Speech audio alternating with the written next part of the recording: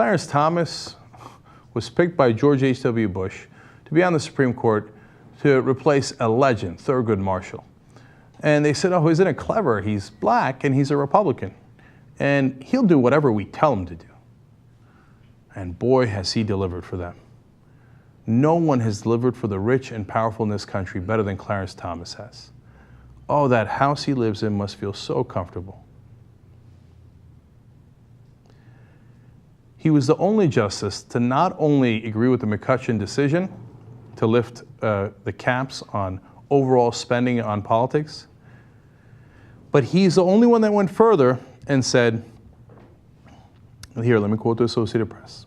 Justice Clarence Thomas agreed with the outcome of the case, but wrote separately to say that he would have gone further and wiped away all contribution limits, even the ones that are $2,600 to an individual candidate.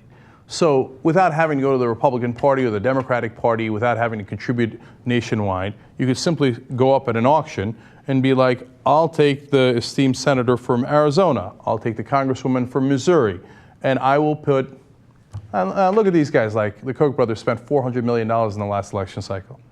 So easy for them to go, okay, in Montana, $5 million and you will be invincible. You'll buy every ad in the state. I'll take that senator from Montana. He's now mine. That's what Clarence Thomas wants to do. Because he didn't help the rich and powerful enough. This is the guy that during the Supreme Court decisions, cases I should say, when they're doing so-called deliberation, never asks a question. Now, even die-hard right-wingers like Scalia, Alito, etc., will at least engage the lawyers, will have a back and forth, and see, hey, what do you think about this? How do you respond to this hypothetical? Clarence Thomas, just sitting, taking a nap over there. They asked him once, they said, why don't you ask any questions? He said, I already know which way I'm going to vote. Yeah, don't you? Because you were told how to vote, and you've been doing such a great job at it. So the average American suffers, the poor suffer.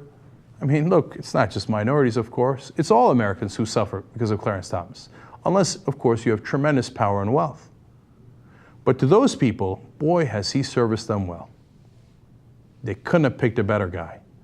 Shuts his mouth, doesn't even consider what's going on in front of him, the arguments made in front of him, does not engage in it, says, I already know how I'm going to vote.